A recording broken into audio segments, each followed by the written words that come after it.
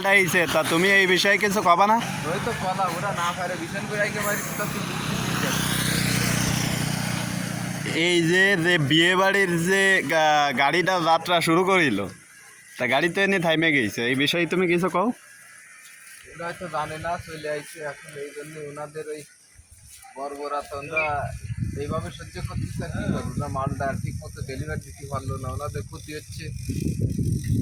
তারপরে যারা অনুষ্ঠান হয়তো করবে তাদেরও ডিস্টার্ব তাহলে। এই যে রাস্তা যে পুরো ফাঁকা, হরতালটা হয়েছে বাগেরহাটের 4টি আসনের ভিতরে একটা আসন দিতে চাচ্ছেন।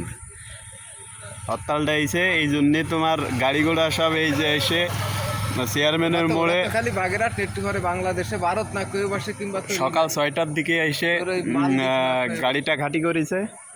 বাংলাদেশে না পাল্টা ব্যক্তি করে দেখতে পাচ্ছেন রাস্তাঘাট কিন্তু পুরো ফাঁকা, আমরা দু আছে। মাথা ঠিক থাকলে হয়েছে, ওরা তো পাগল হবে বলতো অন্যায় যুদ্ধ করেছে।